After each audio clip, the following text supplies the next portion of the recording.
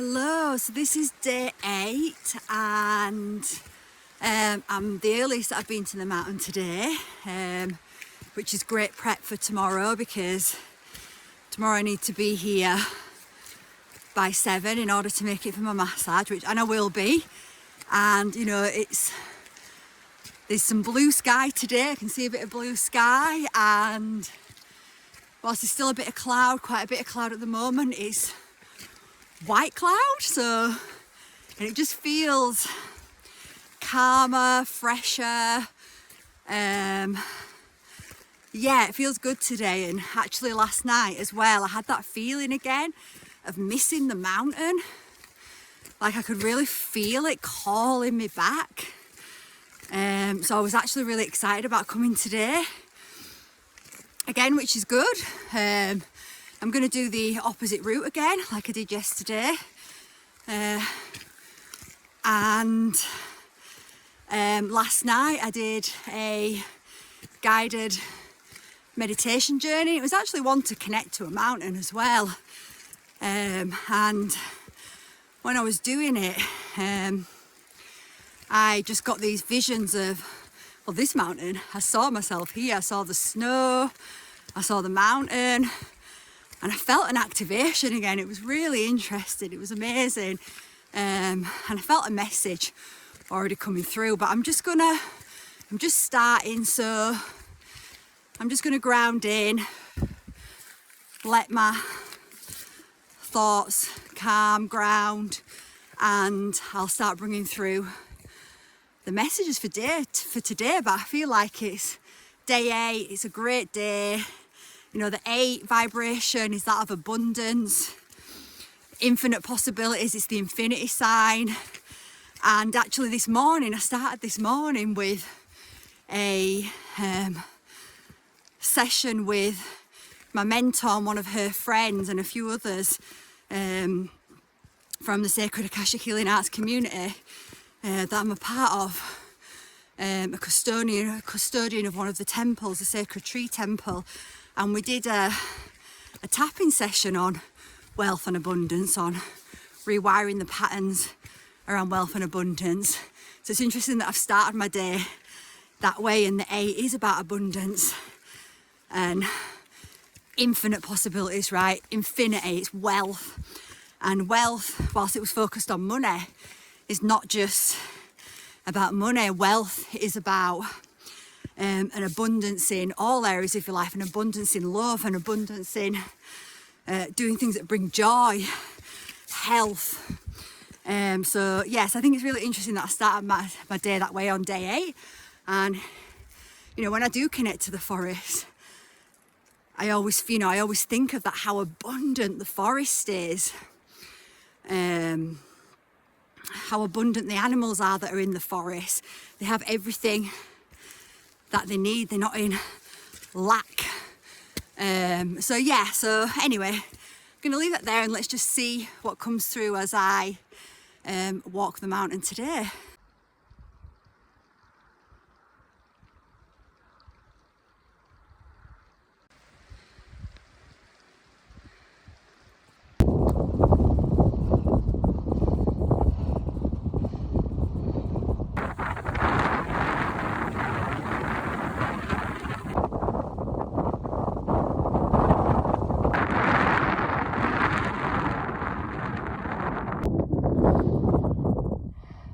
Just look how incredible it is up here, especially when the sun peeps out, which it is doing every now and then.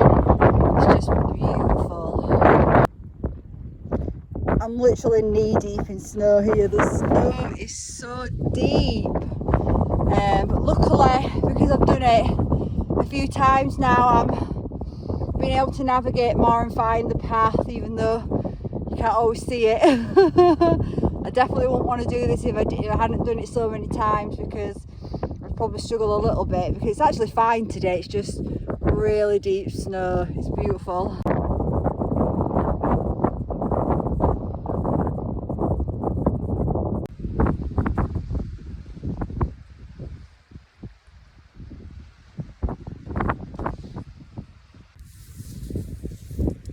So I'm about a third of the way down the mountain, and oh, it's been a little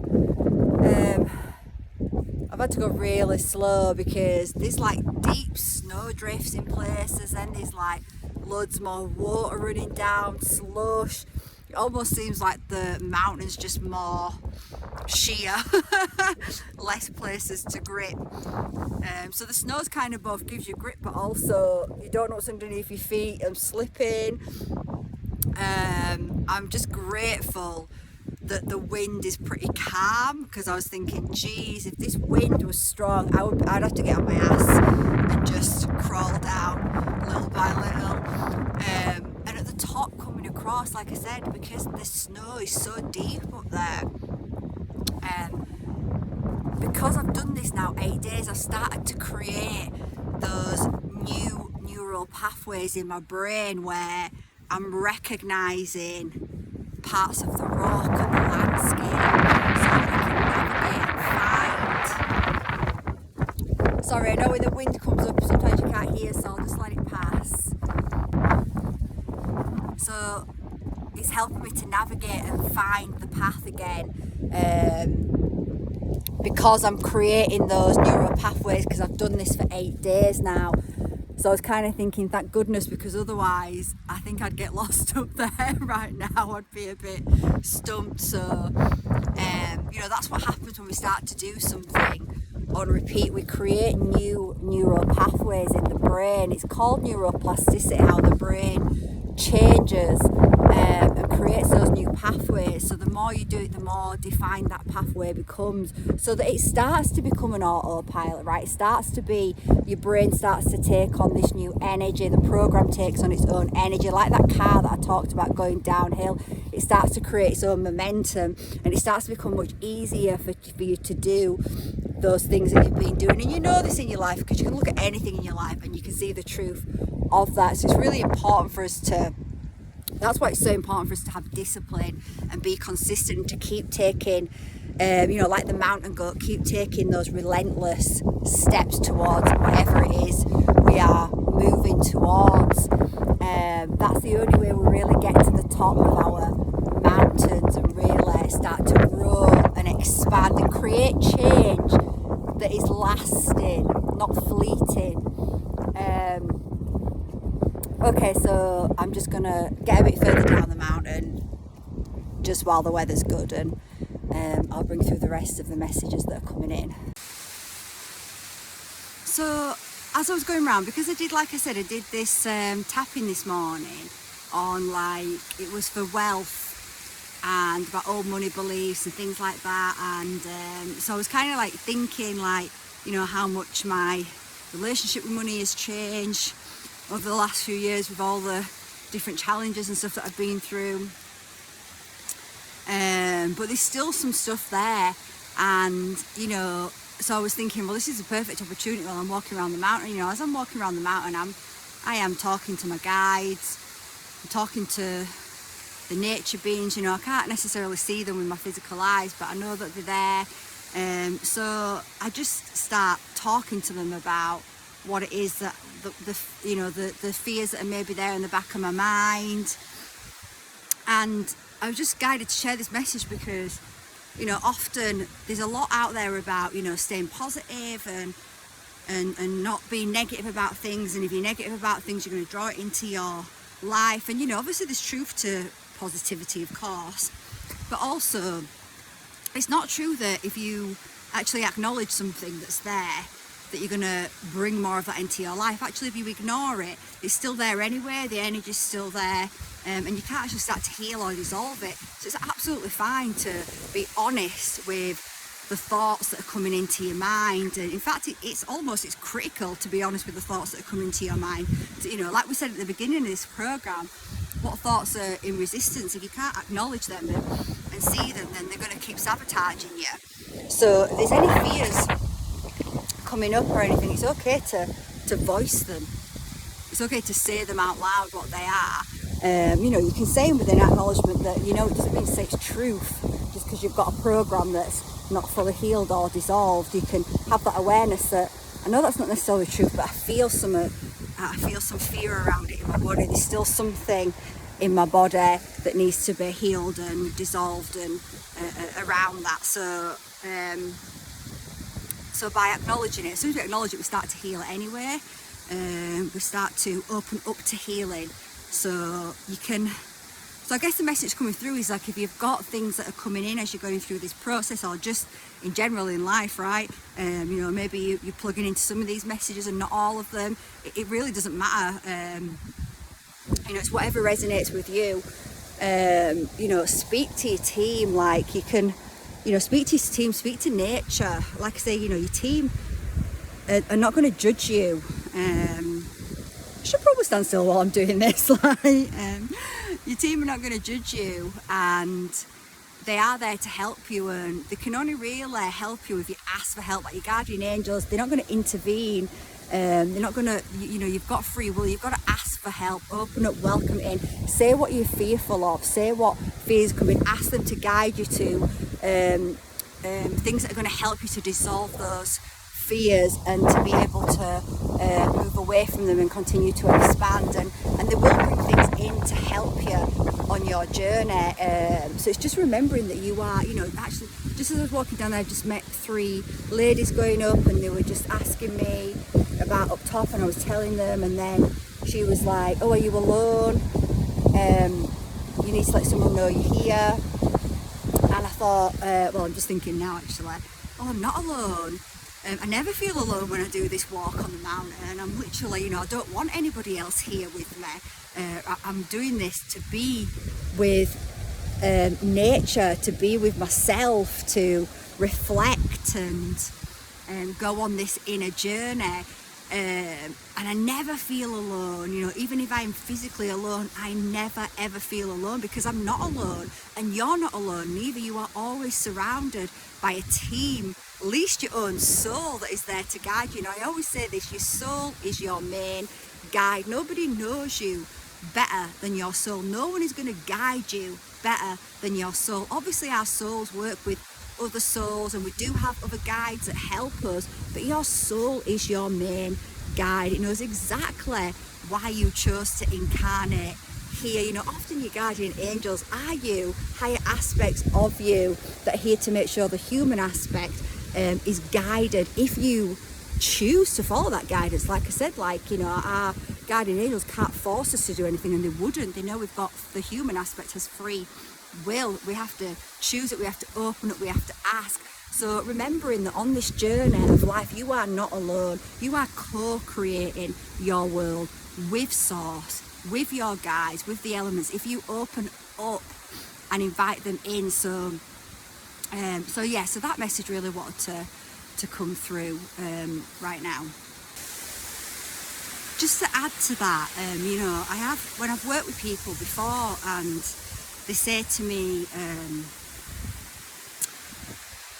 I just can't hear my guidance. I just don't feel like I'm hearing my guidance. I'm going to link a video about this at the end as well. It goes into this in more detail, but often that's because there's so much going on in the mind, and they can't decipher what's the looping thoughts and what's actual guidance. That's why in nature it's so amazing, because in nature you really can open up and start to hear the higher thoughts that are coming in and connect to your heart and to your guidance. But also, many people, they might, like I said, I think I said to you, I don't know if I said today or I've said in one video, but as I'm walking around the mountain, I am talking to the spirits, I am talking to my team, I am talking to the rocks, to the trees, to the water.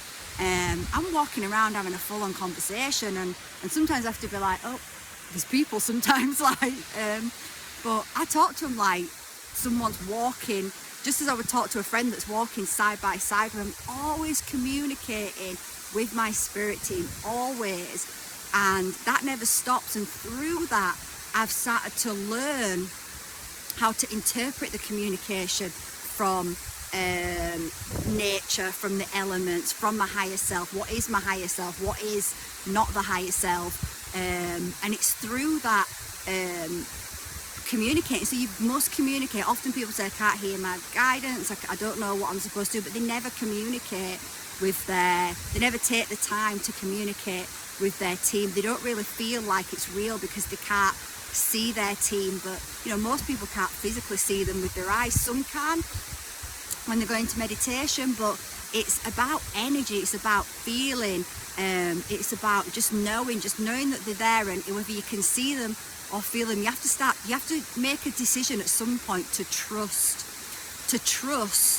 that you have a soul, to trust that you've got guides and that the universe wants to support you, that you are part of it, to trust that nature does. And as soon as you start to trust and just open up and just allow yourself to trust and go on that journey and communicate, you're going to start to receive more signs, more synchronicities. You'll start to pay attention. You'll start to just overhear something, see something that's repeating constantly, and you'll start to build that trust and learn. Like I said, you know, when I brought through the day 5, when I bring through the spirit animal of the mountain goat, and then I said, you know, you're probably going to start seeing the mountain goat everywhere. And then within a few hours I did. That's how Source continues to, it loves to confirm to you, to give you the confirmation, to help you build that trust. I've been on a deep journey of building that trust with myself, you know, and now it's just normal, it's natural. I know when Source is showing me something, guiding me to something, giving me an idea.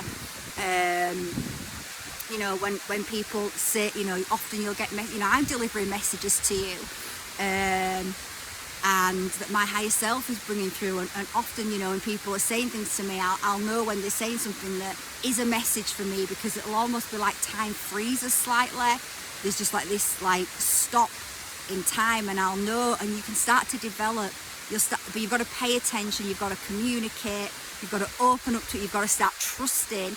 You've got to start acknowledging the signs and the synchronicities when you see them. Don't just write them off as coincidence, and you'll start to build that trust. Okay, so that's the end of day 8. So just a few other little things to share. When I come to the mountain originally, I'd asked for permission to take a stone home, and when I tuned in, it was like, no. So I was like, but what I actually heard was, no, not yet. You're just starting this journey. So I was like, fair.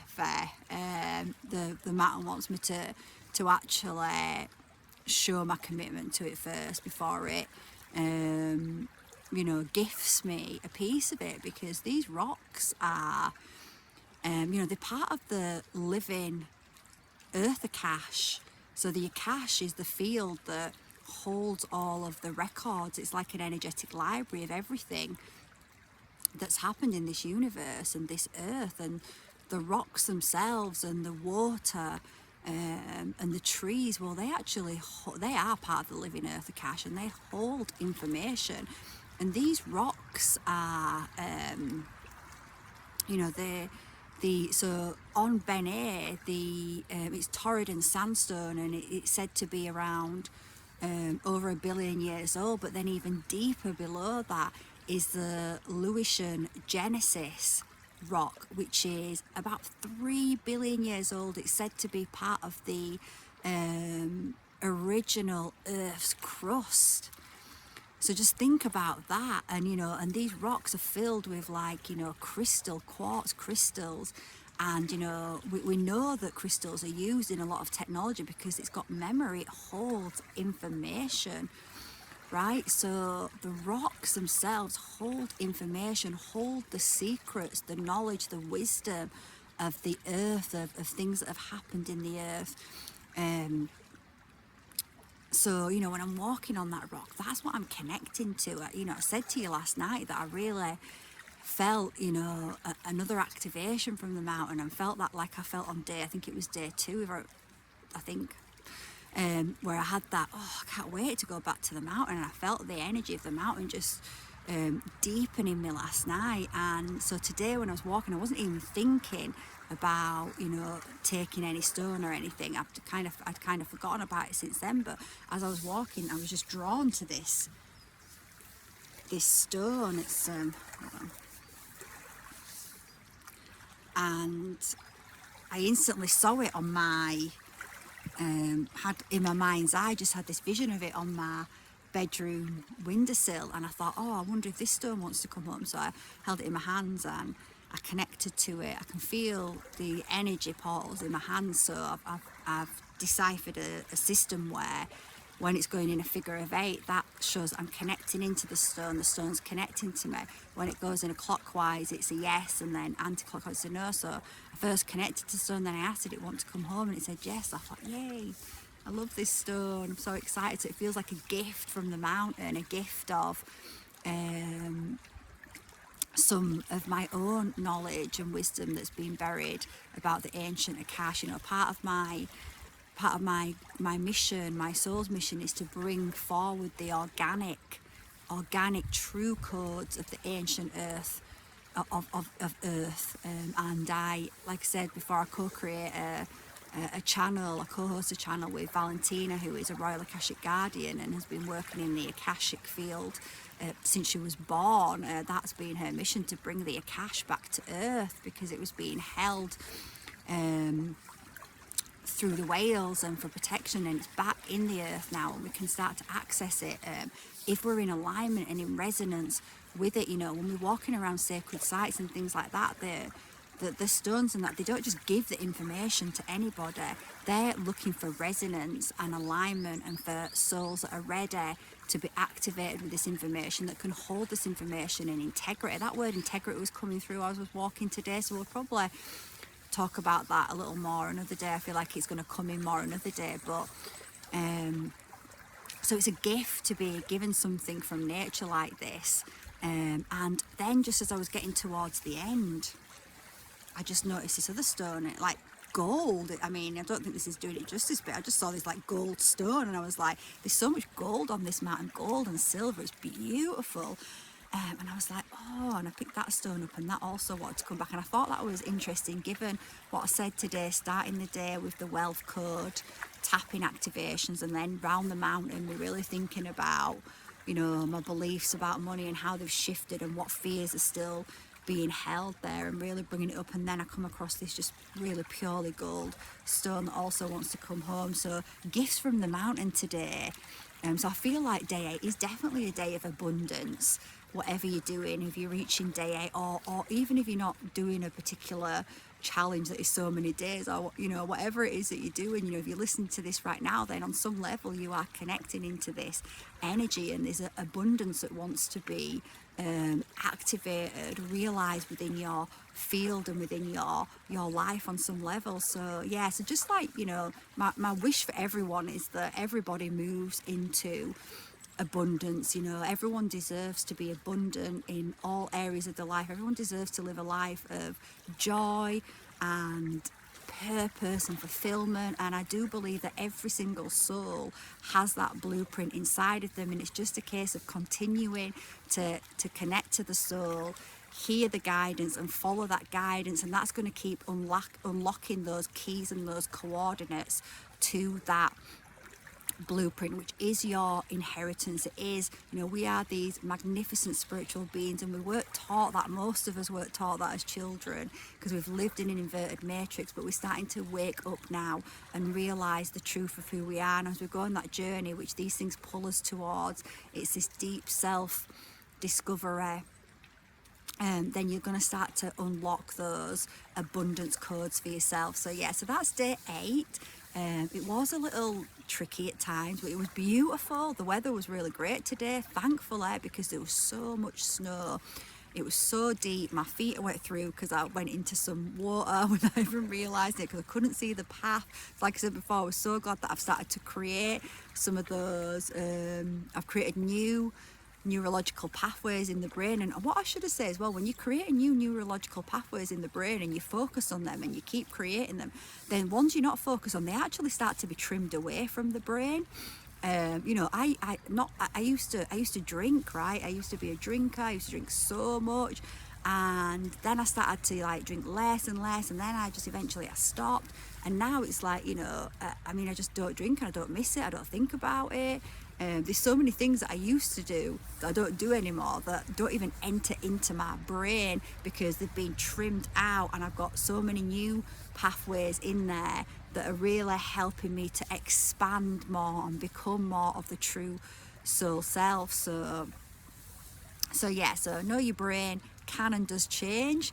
and it just takes a bit of discipline and changing environments. Change your environment. If you're feeling stuck and you're feeling stagnant and the abundance is not flowing in your life, change your environment. Just do something simple to change your routine and just see what happens. So anyway, really excited to be back here tomorrow, day 9. Just hope that I do hope that it's not quite as deep, or if it is, it's no deeper and the weather is like this, because it would have been a little hairy if the weather wasn't fine. But anyway, let's see what unfolds day 9, and tomorrow I'll be at the mountain, my earliest, about 6:30 in the morning, so it's going to be interesting to do the mountain at that time.